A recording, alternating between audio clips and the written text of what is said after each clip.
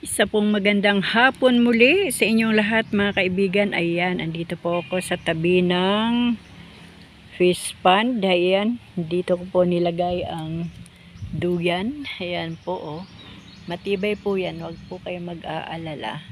Ayan, salamat sa Diyos dahil maaliwalas po ang panahon dito sa Sibuyan Island. Bagamat mainit naman talaga kung ating titignan ang sitwasyon, kaya lang iba po talaga sa probinsya.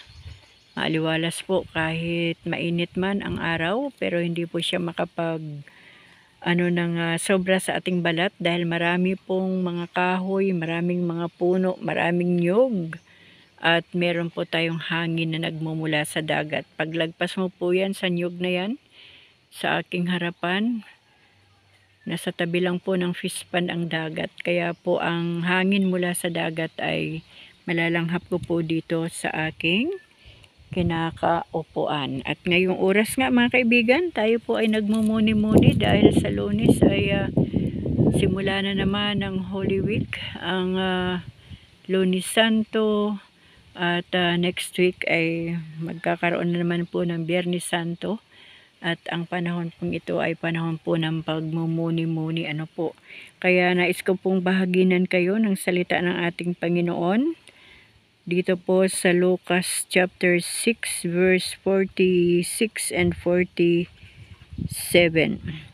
Sabi po dito, "Bakit ninyo ako tinatawag na Panginoon, gayong hindi naman ninyo sinusunod ang mga sinasabi ko? Sasabihin ko sa inyo kung ano ang kahalintulad ng taong lumalapit sa akin, nakikinig at sumusunod sa mga sinasabi ko." So, purihin po ang Panginoon sa pagkabasa po natin ng kanyang salita. At salamat sa Diyos dahil sa oras pong ito ay atin pong pag-uusapan o ating pagmumuni-munihan ang salita ng ating Panginoon dito sa Lucas chapter 6 verse 46 at verse 47. Ulitin ko po yung verse 46, "Bakit ninyo ako tinatawag na Panginoon, gayong hindi naman ninyo sinusunod ang mga sinasabi ko?" At ang sabi sa verse 47, "Sasabihin ko sa inyo kung ano ang kahalintulad ng taong lumalapit sa akin, nakikinig at sumusunod sa mga sinasabi ko." So, yun po ang salita ng ating Panginoon. Sa akin pong pagkaunawa, ang mga hindi tunay na anak ng Diyos ay wala pong karapatan na tawagin ang Diyos ng Panginoon. Kumbaga, walang karapatan na tumawag sa Diyos. Bakit? Kasi ang sabi ng Panginoon dito sa verse 47, sabi niya, nakikinig at sumusunod sa mga sinasabi ko. So, ang hinahanap po ng Panginoon ngayon na tatawag sa Kanya ay yung mga nakikinig at sumusunod sa Kanya. So, ano po ba ang dapat nating sundin na sinasabi ng Panginoon? Siyempre po ang Kanyang salita. Alam naman po natin na napakarami na pong nagbabasa ng Biblia ngayon mula Genesis hanggang Pahayag o from Genesis to last Revelation. At alam po natin dito sa Biblia, hindi ko na po ito pakahaba-habain pang explanation dahil sa panahong ito dapat marami na po tayong alam at marami na po tayong napapakinggan, marami na tayong nabasa na salita ng ating Panginoon. So, ang kailangan po ng Diyos na tatawag sa Kanya ay yung may mga tunay na relasyon at tunay na pananampalataya sa Kanya. Kasi ang nais ng Diyos na tumawag sa Kanya ng Panginoon, Panginoon ay ang Kanyang mga anak, yung mga tunay na anak ng Diyos. Kaya sa aking pagkakaunawa, sa aking binasa dito sa verse 46, wala pong karapatan ang sino mang tao na tumawag ng Panginoon kung hindi siya nakikinig at basahin ko ulit para hindi po, kung hindi siya nakikinig at hindi rin sumusunod sa mga sinasabi ng ating Panginoon. So, napakaganda po yung buhay na nakinig ka, tapos sinunod mo pa yan po ay ginagawa ng mga tunay na anak ng Diyos, tunay na mga Kristiyano, tunay na nagpapasakop kay Kristo at tunay na tumanggap sa Panginoon. Kasi hindi po natin talaga mabibigyan ng panahon o oras ang ating sarili upang makinig kapag hindi pa po tayo anak ng Diyos. Ako man po ay dumaan dyan sa ganyang area. Madalas ako ay nagsasabi rin ng Panginoon, Panginoon, pero ng mga panahon na lumipas ay hindi ko rin po sinusunod ang salita ng Diyos. Bakit hindi ko kayang sundin? Kasi hindi ko po pinapakinggan. So ang kailangan lang po natin gawin ay pakinggan, makinig sa salita ng Diyos, basahin natin. Alam niyo po, pag nagbabasa ako ng Biblia, nilalakasan ko po yung boses ko para mapakinggan ko din yung binabasa ko. Kasi iba po yung binabasa mo lang ng tahimik at isip mo lang ang gumagana. Mas maganda po yung binabasa mo na mayroong tunog na napapakinggan ng iyong pandinig o ng iyong tenga. Ano po, kasi mas mauunawaan po natin yung sinasabi o salita ng Diyos kapag naririnig natin at pinapakinggan natin, at doon na po magsisimula yung sinusunod na natin ang salita ng Diyos na ating pinapakinggan. Ano po, kaya ang nais lang po ng Panginoon talaga sa panahon ito, mga kaibigan, ay kung ano man yung ating naririnig na salita ng Diyos o nababasa natin na salita ng Diyos, pag sumikapan po nating sundin. Kasi kapag hindi po natin sinunod ang salita ng Diyos, mawawalan po ng kabuluhan ang ating salita o sinasabi natin na tayo ay mga tunay na anak ng Diyos, tayo ay Kristiyano, tayo ay maka-Diyos. Kung taliwas naman sa salita ng Diyos ang ating ginagawa, ay hindi po tayo tunay na mga anak ng Diyos. Sino ba ang mga anak ng Diyos? Siyempre, yung marunong magpatawad, yung marunong magmahal sa kaaway, at marunong tumulong sa kapwa, at higit sa lahat, mga anak ng Diyos na nagbabahagi ng salita ng Diyos, namumuhay ng naaayon sa kalooban at salita ng Panginoon, at merong banal na pagkatakot sa Diyos at pagkatakot sa paggawa ng kasalanan. Ano po, nais po ng Diyos na mabuhay tayo ng tama sa kanyang harapan.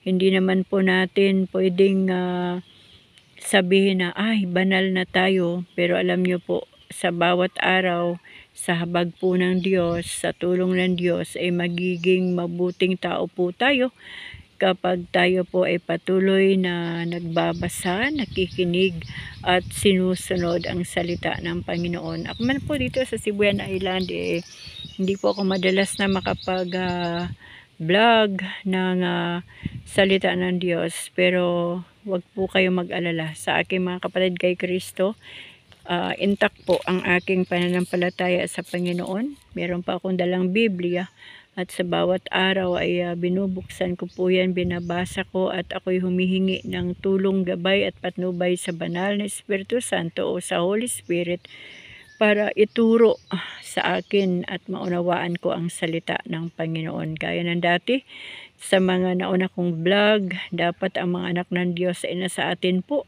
ang Holy Spirit. Maunawaan natin ang salita ng Diyos kapag may Holy Spirit sa ating buhay. Kasi siya po ang nagpapaunawa ng salita ng Diyos. Siya po ang nagpapaalala sa atin at nagtuturo ng mga bagay na hindi po natin nalalaman at hindi natin naunawaan. At syempre pa, kailangan meron po tayong pag-ibig ng Diyos upang sa ganon magawa po natin yung mga bagay na may kalakip na pag-ibig. Kasi kapag gumawa po tayo ng mga bagay na wala pong kalakip ng pag-ibig ng Diyos, hindi po ito maging kalugod-lugod sa harapan ng Panginoon. So yun lang mga kaibigan, ang nais ko pong ipabatid sa inyo na ang Lucas chapter 6 verse 46 and 47 ay nagsasabi ang Panginoon, yung mga may karapatan lang na tumawag sa Diyos ay yung mga nakikinig at sumusunod o tinutupad, ginagawa ang kanyang salita. Ano po? Kaya hindi po tayo pwedeng mabuhay na walang salita ng Diyos sa bawat araw. Alam niyo po yung mga Biblia niyo, mga kaibigan, buksan niyo po yan. Hindi po yan yung nilalagay lang sa isang tabi o yung tinatawag na altar at pinupunas-punasan. Hindi po yun ganon. Ang Biblia po ay binubuksan, binabasa upang sa ganon malaman natin o malalaman natin ang mensahe ng Panginoon sa bawat araw. Kaya nga po ang Biblia ay dapat na basahin kasi diyan po nangungusap ang Panginoon. Diyan po nagmumula ang mensahe ng Diyos sa buhay natin kung ano po ang ating gagawin. Kaya mga kaibigan, simulan na po natin na magbukas ng Bible o Biblia at magpaturo po tayo sa banal na Espiritu Santo kung ano po ang kaunawaan na nais na ipahayag ng Diyos sa buhay natin gamit ang kanyang salita. Napakamahalaga po ang salita ng Diyos. Dahil kung wala po ang salita ng Diyos, hindi po natin makikilala ang Panginoong Jesucristo. Hindi po natin malalaman kung gaano siya katinding Diyos ng mundong ito.